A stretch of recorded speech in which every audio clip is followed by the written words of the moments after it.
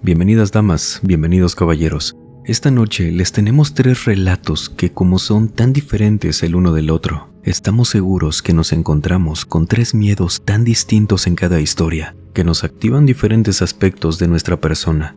Puede ser revuelto lo que le acabo de mencionar. Entonces, ¿qué le parece si nos acompaña para que mejor sus testimonios ayuden a esclarecer lo que le mencioné? De ser así, permítame acompañarlos durante cualquier actividad que estén realizando o pónganse cómodos. Vamos a desconectarnos un ratito del estrés y de la prisa del mundo exterior y mejor preparen y acompáñenos con la bebida de su preferencia. Y comenzamos con Néstor Jaramillo, quien desde Tijuana, México, nos cuenta lo siguiente. Mi tío Pablo, quien radica en Estados Unidos, tiene una gran fascinación por los temas sobrenaturales. Al igual que yo, es fanático de muchos contenidos que abordan estas historias. Sin embargo, nuestro favorito es este canal. Por eso esperábamos con ansias escribirles alguna historia que pudiera narrar aquí, pero como no lo veo tan seguido, no nos decidíamos por cuál.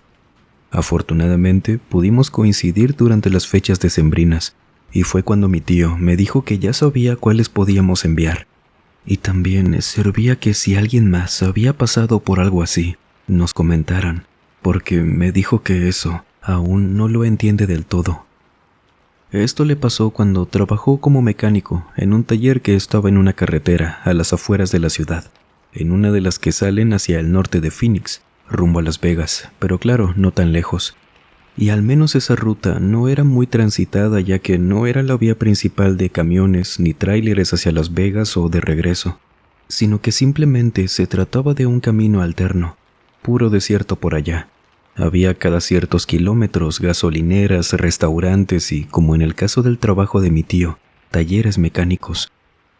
A pesar de lo alejado de la zona, la frecuencia de clientes era lo suficiente para solventar el sitio de una manera algo modesta, que si bien iban de vez en cuando para revisiones, algo de las llantas o a lo mucho, algún pueblito cercano donde algún cliente prefiriera llevar su auto hasta allá, porque conocían bien al señor o lo que fuera. Mi tío en ese entonces vivía en Phoenix, por eso le quedaba excelente para trabajar allá. A mi tío le tocó ver de todo, desde percances espantosos, alguna noticia de que alguien mal de la cabeza que anduviera haciendo cosas malas anduviera suelto por aquellas carreteras, e incluso una vez vio cómo llegó una pareja al restaurante de al lado, porque la esposa ya no alcanzaba a llegar al hospital y tuvieron a su bebé ahí. Él trabajó ahí desde el 2005 al 2008. Sin embargo, a pesar de todo lo que vio, lo que me dijo que podíamos contarles, luego de este contexto, discúlpenme, era para que se ambientaran en donde le pasó esto. Fue una noche a las 10, que ese taller estaba a las 24 horas operando, y mi tío tenía ese turno. Entonces estaban solamente su asistente y él, que era una noche muy tranquila. Casi no pasaban autos. De pronto, dice mi tío, que su asistente se había ido a cenar al restaurante de al lado, a unos 20 metros caminando, cuando brinca del susto porque volteó en el taller y a menos de 2 metros de él, estaba parada una señora, viéndolo. Esta mujer tenía una apariencia muy peculiar. Mi tío me contaba que ella vestía de una forma extraña. Es decir, era ropa normal, solo que la combinación era llamativa, pero parecía como si se hubiera puesto lo primero que encontró. Decía que traía un pantalón de mezclilla algo flojo, encima un tipo de falda, una blusa muy formal, a comparación del resto de la ropa. Esa blusa era guinda. La falda era amarilla muy chillante y tacones. El cabello lo traía completamente guardado en un tipo de rebozo. Y traía unos lentes que, según mi tío, le hacían ver los ojos demasiado pequeños por una graduación muy exagerada seguramente. Solo que él me decía que nunca había visto una graduación de ese estilo. Sin embargo, el cristal de los lentes no era grueso como podrías esperar de ese tipo de lentes. Y los ojos era lo único que se le podía ver a la mujer porque iba toda cubierta. Tanto de los brazos, las piernas, traía tacones, sí, pero eran todos cerrados. Y aún así, a pesar del tipo de bufanda o banda que traía cubriéndole la nariz y la boca, los ojos y la parte de la piel de alrededor, que sí le pudo ver. Mi tío decía que la piel se veía muy áspera, no brillaba nada, se veía sin vida, a palabras de mi tío. Él la saluda, le da las buenas noches, le dijo que lo había asustado porque no la escuchó. Tenía la radio encendida en ese momento, pero más al fondo del taller y no tan alto de volumen. Ella traía tacones y ni aún así escuchó cuando se paró detrás de él. Y la señora no le responde, solo se le quedaba viendo, a esa distancia, sosteniendo un bolso con ambas manos, y como la tuvo así de cerca, la pudo ver sin problema, cada detalle que les acabo de mencionar. Como estaba agachado, mi tío se levantó. Le volvió a preguntar que qué necesitaba, y la mujer le respondió en inglés, de una forma muy plana, que su esposo estaba estacionado kilómetros atrás, volteándose y señalando la carretera que, por la posición de la entrada del taller, se podía ver sin problema todo el camino que venía en su dirección. Sin embargo, no había ni una sola luz, pero ella decía que desde allá los veía. Esa mujer no tenía ni una emoción, me dijo mi tío, porque me comentaba que la forma en que habló no podía ser humana. Él sí sabía inglés, habló con ella sin inconveniente, y mi tío le preguntó que si necesitaba ayuda para mover el auto. No veía a su marido, quizás tenía las luces apagadas en la autopista, pero la mujer, viéndolo, con esos ojos muy pequeños por los lentes y en todo momento escuchándose cómo al hablar esa banda que tenía le tapaba las palabras, pero sí le entendía, que ella le dijo que no necesitaban ayuda, que estaban bien, que su esposo tenía el auto encendido, repitiéndole que no necesitaban ayuda. Mi tío le preguntó que si podía ayudarle con algo más, algún teléfono o algo así, y la señora no le decía nada, solo se le quedaba viendo, con esos ojos que mi tío alcanzó a notar. Tenía las pupilas muy extrañas, muy pequeñitas. Con dificultad por el tipo de lentes, pudo vérselas y notar que eran de un verde, pero de un tono tan claro, que jamás había visto uno así. Eran casi transparentes, y la piel ahora sí pudo verla mejor, y decía que parecía como si tuviera muchas cicatrices, delgadas, muy finitas, o ya de plano parecían ser como grietas. Mi tío se estaba asustando porque la mujer no hacía nada más que verlo, y cuando él empezó a caminar por el taller, tratando de disimular que sí le tenía, no sabía si miedo del todo, pero sí precaución, porque hay cada loco suelto. Y ella ahora tenía los ojos muy abiertos, clavados en él. Él le preguntó que si quería una revisión de neumáticos, si necesitaban ir al baño, y fue cuando la señora le dijo que sí, que quería ir al baño, siempre con ese tono tan apagado, sin ninguna emoción. Y él, por más que se movía, la señora con las manos en el bolso, lo seguía solo moviendo la cabeza, hasta que mi tío le dijo que al lado estaba el restaurante, sacándole la vuelta a la señora, pasando a menos de 2 metros de ella. Y fue cuando dijo que la señora olía muchísimo a gasolina. Salió, se paró afuera del taller, señalándole al restaurante, pero cuando mi tío volteó al taller, donde se había quedado la mujer, no había nadie. Estuvo buscándola por todas partes. Creyó que a lo mejor y se había metido por ahí, le iba a robar algo, pero no encontró nada. Y apenas pasaron unos minutos donde mi tío estuvo corriendo por todo el taller buscándola, cuando llegó su asistente de cenar, preguntándole que si estaba buscando algo, y también le dijo, muy extrañado, que todo el taller olía demasiado a gasolina.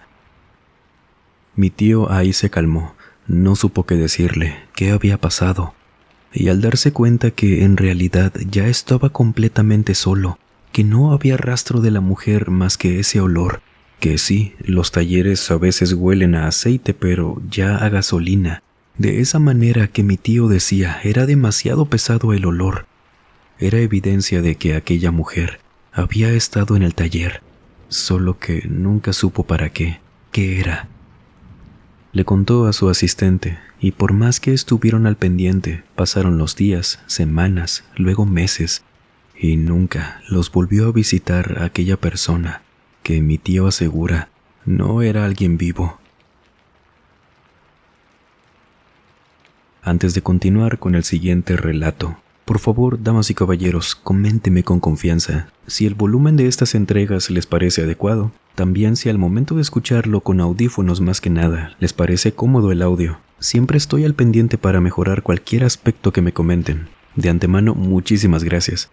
Y ahora, ¿qué le parece si nos vamos hacia Buenos Aires, Argentina? Desde allá, esta noche, Sofía nos cuenta esto. Hoy quiero compartirles una serie de cosas que no entiendo aún, que tenían que ver conmigo. Esta no es una historia que podría decirles tiene un inicio como tal. Las cosas que ocurrieron tienen sentido, no es así. Solo necesito contarles esto tan variado y nada relacionado que me empezó a pasar de repente. Bueno, no solamente a mí. Cuando estaba embarazada de mi hija mayor, vivía en la casa de mis padres, en una habitación pegada al lavadero. Una mañana, mientras mi marido ya se había ido a trabajar, empecé a escuchar el sonajero que había dejado en la cuna, como si alguien lo estuviera moviendo. Esto siempre pasaba cuando yo le daba la espalda, por lo que volteaba, pero jamás veía a nadie moviéndola. En ese momento dejaba de sonar y veía cómo dejaba también de moverse. Y apenas se iba mi esposo cuando pasaba esto.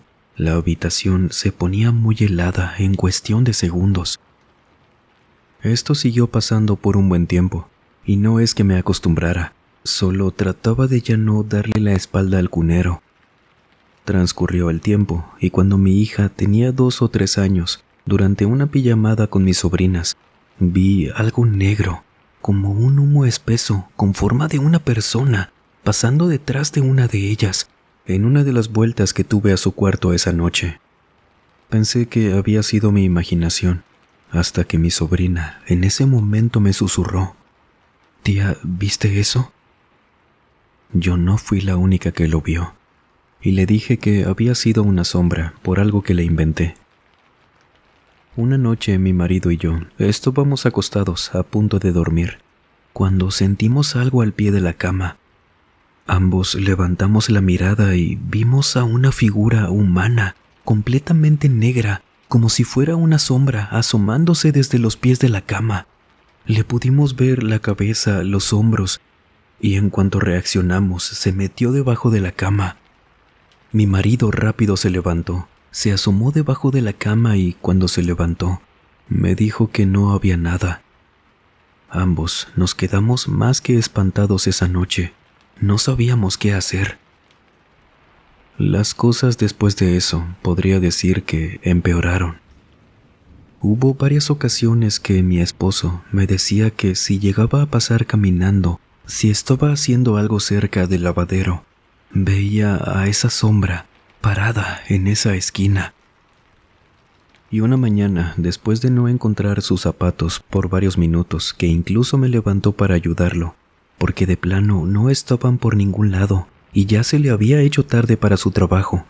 En eso que los buscábamos, por un momento salió a la galería, un espacio pequeño del patio, y los vio cayendo frente a él, como si alguien se los hubiera arrojado desde el techo. Cuando se asomó para ver quién había sido, no había nadie. Cada vez tenían menos sentido las cosas. Como les comenté al inicio, no están relacionadas, solo ocurrían. Durante un tiempo mi marido y yo nos separamos.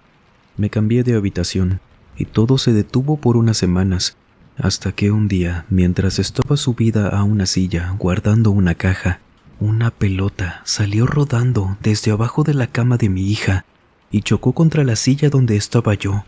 Solo que en ese momento yo estaba completamente sola en la casa. Aún y con miedo, la tomé y la guardé en el lavadero. A veces, entre dormida, veía a una niña parada a mi lado, completamente blanca, en ese cuarto donde estaba ahora. Solo que, a diferencia de las otras cosas que ocurrían, ella no me daba miedo, sentía calma, aunque no me pudiera mover cuando la veía. Siempre pensé en mi hermana cuando se aparecía. Era algo que se me venía automáticamente a la mente. Ella, mi hermana, falleció a los 2 años. Nunca la conocí en vida, pero pensaba mucho en ella cuando esa niña se paraba a mi lado, y yo sabía que eso no era un sueño. Hubo un momento en el que empecé a pensar en que todo lo que me estaba pasando no era casualidad. Debía tener una razón de ser porque había empezado de la nada. Consulté esto con varias personas y todas coincidían en que en esa habitación habían hecho algo, pero que no era para mí, sino para mi hermano, quien antes dormía ahí. Él había ocupado ese cuarto antes que yo. Después se separó y se fue, dejando esa habitación prácticamente abandonada, hasta que yo la empecé a usar. Según lo que me decían, mi excuñada le había hecho una maldad para que no volviera a conseguir pareja. Y haya sido cierto o no, desde que ellos terminaron y hasta hoy, mi hermano sigue soltero. Con los años volvimos, mi marido y yo, y las cosas fueron disminuyendo. Pero cuando tuve a mi segundo hijo, cuando él tenía 4 años, empezó a saludar a alguien invisible cerca del lavadero. Siempre era ahí, que le levantaba la manita o le decía, «Hola». De día era eso, cosa que nunca hizo antes. Y después, cuando anochecía, lloraba. Algo le aterraba, ahí mismo en el lavadero, porque decía que veía a una cosa que le daba mucho miedo. Justo donde durante el día saludaba a alguien feliz, en la noche era otro tema. Estuvo así durante unos meses, sin yo saber qué hacer. Él ya no podía estar solo, siempre tenía que acompañarlo, o al menos prender la luz del lavadero para que se sintiera un poco más tranquilo. Y solamente de noche, durante el día, siempre estuvo feliz de saludar a lo que haya sido aquella cosa que solamente veía él. Un día decidí hablar con mi mejor amiga. Ella siempre fue muy sensible a estas cosas. Ella dice que puede percibir las cosas que los demás no. Le conté todo y después de escucharme en silencio, me dijo algo que me dejó helada. Según ella, se trataba de un hombre de unos 30 años y al parecer era el responsable de todo lo que pasaba en el cuarto que estaba al lado del lavadero, de todo lo que ocurría en el cuarto que estaba al lado del lavadero, donde nos quedábamos mi esposo y yo. Antes, según mi amiga, era algo que permanecía en ese espacio, tal vez por aquello que le hicieron a mi hermano. A lo mejor ese trabajo involucraba a alguien fallecido, y era ese muchacho que mi amiga vio. Podía ser, pero esto era como si estuviera atado a ese lugar. En un principio, quizás cuando apenas mi excuñada hizo ese trabajo, y con el tiempo ya no. Seguía por ahí, pero ya se podía mover. Mi hijo lo veía en esa esquina, y mi esposo también tiempo atrás. ¿Recuerdan que les conté que veía a esa sombra en el lavadero? Y de la nada, las cosas empezaron a disminuir. Hoy ya casi no sucede nada, pero todavía me pregunto, ¿habría sido por ese trabajo que le hicieron a mi hermano? O considerando también las otras cosas, ¿habría sido algo más? Me ayudaría mucho leerlos en caso de que alguien tenga una idea de esto. Los relatos que nos comparten por acá, recuerden por favor, no siempre tienen que tener un hilo entre las cosas que pasaron. Pueden compartirnos incluso por el correo eventos paranormales que les hayan ocurrido y que se puedan contar en apenas unas pocas palabras, o situaciones, por supuesto, largas para contar. No importa, porque le aseguro que cada relato lo recibimos aquí con mucho cariño. Muchísimas gracias. ¿Le parece si seguimos? Que en esta ocasión nos vamos con Héctor CMR, quien desde la Ciudad de México nos cuenta lo siguiente. No sé si esto quepa dentro del tema de lo paranormal. Es inexplicable, sí, aunque quizás lo que pasó y me contó el novio de mamá hace años tenga que ver con una cuestión sobrenatural. Ustedes pueden saber más que yo, estoy seguro de eso. Vamos a llamar al novio de mamá, Rubén. Él se encarga de organizar eventos para bares, restaurantes o en ocasiones tocadas en lugares designados a pequeños conciertos. Es muy flexible en cuanto al tipo de género para la música relacionado a esto. Me disculparán, pero yo no sé muy bien cómo definir su trabajo, al menos en cuanto a los grupos que maneja. Entonces voy a ser algo discreto, porque mi relato habla de una persona involucrada. Hablando de su trabajo, él me contó acerca de un tipo que todavía, hoy en día, es bastante conocido en su rubro, pues él es pianista de música clásica, aunque con un abanico más abierto para tocar en otros géneros, dependiendo de los eventos, según me dice. Me cuenta Rubén que el detalle con este sujeto es que viene de una familia con mucho dinero, por eso se pudo acomodar en este ámbito muy rápido, sumado a que desde pequeño lo llevaron con maestros que les cobraban mucho dinero porque tenían una gran trayectoria y cosas así, sino que parte de su familia también se dedicó a la música. Solo que me contaba Rubén, había un pequeño detalle, y este era que, pues a pesar de todo eso, no resaltaba entre los demás. Su talento era considerado entre lo regular y lo malo. Claro, esto dicho no desde una forma de criticar, es lo que a mí me contó. Simplemente estaba un poco por debajo del promedio. Vaya, para los eventos donde por su dinero e influencias llegaban a acomodarlo. Y sí, esto pasaba y pasa de vez en cuando aún, en varios lugares del centro de la Ciudad de México, más que nada por la zona de Reforma. Rubén me contó que de todo esto se enteraron rápido, porque él empezó a hablar pestes de los demás pianistas o músicos que llegaban a contratar en salones para estos eventos. Sí, obviamente todos eran colegas, pero a la vez querían que los contrataran a ellos. Es trabajo a fin de cuentas. Sin embargo, entre todos se empezaron a contar que aquella persona, ese hombre del que les hablo, hablaba a sus espaldas, pero puras cosas horribles, como para que ya no contrataran a los demás. Y resultó en todo lo contrario a lo que pretendía. No contaba con que todos se apoyaran en esos momentos, y pues lo echaron de cabeza. Ya todos sabían quién era el que estaba hablando cosas malas de los demás. Nadie le creía sus mentiras. Se la pasaba inventando cosas de los demás. Lo empezaron a tachar de mentiroso, de hipócrita, y él decidió alejarse de ese trabajo. Se desapareció por un tiempo, allá por el año 2012, más o menos, me decía Rubén. Esperó a que se olvidaran de lo que había hecho y pues en cierta forma funcionó. Sin embargo, entre muchas cosas que Rubén me contó, cuando él regresó a los eventos y compartía espacio con otros músicos, que muchos eran gente que no lo conocía, muy pocos colegas de él habían coincidido con compartir escenario ahora que regresó. De todo esto, Rubén se enteraba de primera mano, porque él estaba a cargo de todo, de contactarse con los músicos y a él.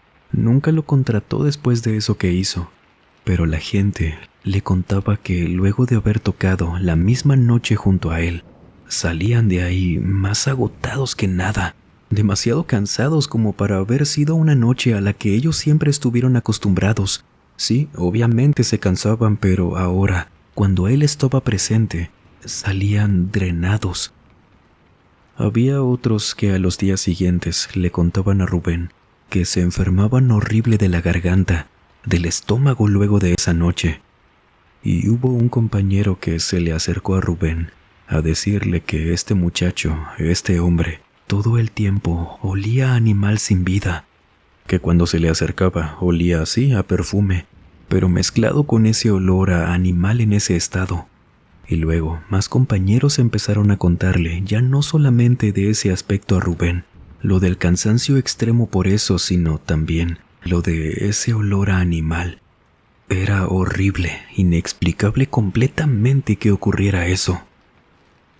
Y con el tiempo ya le solicitaban a Rubén que anticipadamente les comentaran a los músicos si aquel hombre iba a estar también esa noche, porque los dolores de cabeza, el cansancio, la fatiga, el dolor de estómago, todo esto que les provocaba luego de estar esa noche cerca de él, lo mal que se enfermaban después de eso, para muchos ya era incluso algo para no aceptar ese trabajo, porque luego eso no los dejaba trabajar por unas semanas. Y ya Rubén no sabe si lo siguiente que les voy a decir sea verdad o no. Lo anterior sí, había demasiados testimonios de esto. Sin embargo, platicaban que la familia de ese hombre tenían relación con agrupaciones, si podemos llamarlas así, que hacían cosas oscuras, que esa fue una de las maneras en que su familia tuvo tanto dinero, tantos negocios a su cargo, ahí en el centro de la Ciudad de México. Aunque bueno, esto último, como les digo, ya no saben si es cierto o no, todo lo demás sí. Y Rubén, como cambió un poco de rumbo, sigue dedicándose a lo mismo, solo que tanto por ese cambio con aquellos tipos de contrato donde coincidía con ese hombre y con esa gente que le contaba esto, ya no supo si seguía ocurriendo eso con la gente que compartía escenario o evento con él. Sin embargo, sí tenía por seguro que algo muy extraño pasó después de que él se ausentó por un tiempo y regresó a trabajar de eso, que a fin de cuentas, en parte, consiguió lo que buscaba al inicio.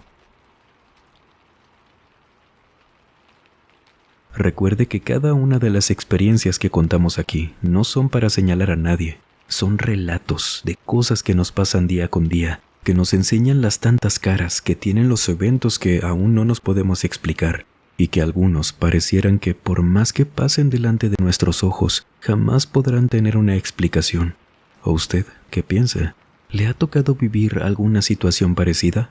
De ser así, cuéntenos. Será un placer conocer su historia. No olvide seguirnos en las redes sociales que, como siempre, se las dejo aquí en el primer comentario o en el comentario fijado. Por allá puede escribirnos sus historias, sus relatos y estar al pendiente de todo el contenido que compartimos por allá, que diario actualizamos. Muchísimas gracias de antemano. Ahora sí, sin más por agregar, les mando un muy fuerte abrazo, nos vemos en la próxima entrega. Y el último en salir, por favor, apague las luces y cierren las puertas del mausoleo. Buenas noches.